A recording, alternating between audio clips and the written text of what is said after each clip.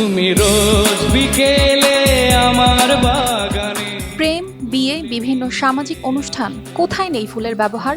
আর যেই ফুলটি সবার পছন্দের শীর্ষে, সে তো ফুলের রানী গোলাপ। গোলাপকে সৌন্দর্য, ভালোবাসা ও আবেগের প্রতীক হিসেবে বিবেচনা করা হয়। তাই কাউকে লাল গোলাপ দেওয়ার মানে হলো তার মনের ভালোবাসার কথা প্রকাশ করা। আর দেশের গোলাপের বড় একটি অংশ চাষ হয় সাভারের এই বিরুলিয়ায়, যাকে বলা হয় ভালোবাসার রাজ্য তথা গোলাপ গ্রাম। দেশীয় যত প্রজাতির গোলাপ রয়েছে তার প্রায় সব প্রজাতি এখানে 12 মাস চাষ হয়। এই গ্রামে অন্তত 35 বছর ধরে চাষ ফুলের এ রানী। গ্রামে ঢুকে যতদূর চোখ যায় শুধু গোলাপ আর গোলাপ, যে কোনো দর্শনার্থীর মনকে রাঙিয়ে তোলে। ঢাকার অদূরে যুগলদের ভ্রমণে এটি হতে পারে ভালো একটি স্থান। শীতকালে গোলাপের উৎপাদন ভালো হয় বলে জানিয়েছেন চাষিরা। তবে তাদের অভিযোগ, স্থানীয় কৃষি অফিস থেকে গোলাপ চাষে কোনো প্রকার সহযোগিতা মিলছে না। গোলাপ গাছে আলাদা আলাদা প্রতিষেধক প্রয়োজন বলে তারা জানান। এক্ষেত্রে ফুল চাষিরা কৃষি কর্মকর্তাদের উদাসীনতাকেই দায়ী করেছেন। বিভিন্ন রোগ আছে, কিন্তু আপনার 7-8 বছর ধরে একটা রোগ আসতেছে যে এটার থেকে ফুল বের হবে, ওইটাই নষ্ট করে ফেলাইতেছে। গোলাপের বাগানে গোলাপের জন্য কোনো আলাদা স্প্রে নাই। যতগুলো স্প্রে আমরা ইউজ করি, দেখা গেছে আলু ক্ষেতের, পেঁয়াজ ক্ষেতের, বেগুন ক্ষেতের, অন্যান্য ধান ক্ষেতের, সবজি ক্ষেতের এইসব স্প্রে করি আমরা।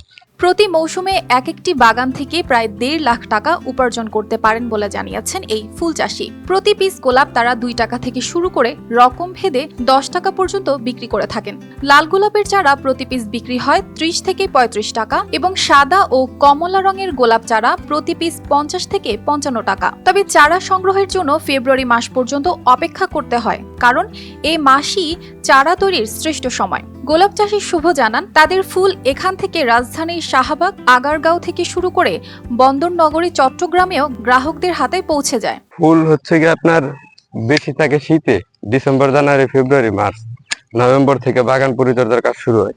1 বছর গোলাপের চারা রোপণ করলে অন্তত 15 থেকে 16 বছর পর্যন্ত ফুল পাওয়া যায়। কিন্তু সবজির বাগানে প্রতি বছরই বীজ ও চারা রোপণ করতে হয়। মূলত তাই তারা ফুল চাষে আগ্রহী। তবে সারের মূল্য বৃদ্ধি ও ভাইরাসের প্রাদুর্ভাবে চিকিৎসা না পাওয়ায় চাষে আগ্রহ হারাচ্ছেন স্থানীয়রা। আজকে 8 বছর ধরে যে রোগটা প্রতি শীতে অতিরিক্ত কুয়াশার কারণে আক্রমণ করতেছে, প্রতি বছর কৃষি কর্মকর্তারা আসে ঠিক ভিজিটের জন্য, কিন্তু তারা তো কোনো মেডিসিন দিতে পারে না।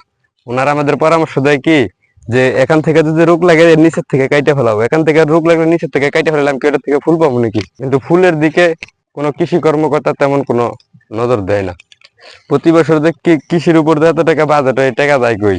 ঢাকা থেকে মিরপুর হয়ে তুরাগ নদীর উপর নির্মিত বিরুলিয়া ব্রিজ হয়ে সহজেই যাওয়া যায় গোলাপ গ্রামে। এছাড়া সাভার থেকে অন্ধ মার্কেট সংলগ্ন রাজাসন রোড দিয়েও বিরুলিয়ায় এই ফুলে ফুলে ভরা সুবাসে মাতানো গোলাপ গ্রামে যাওয়া যায়। গোলাপ গ্রামে ঘুরে ঘুরে ক্লান্ত হয়ে গেলে গোলাপ গ্রামের প্রবেশ মুখে হোটেলে কিছুক্ষণ চাইলেই বিশ্রাম নেওয়া যায়। এখানে ফুচকা, চটপটি থেকে শুরু করে মাটির চুলায় রান্না করা সুস্বাদু হাঁসের মাংস ও নানা পদের বাহারি খাবারও পাওয়া যায়।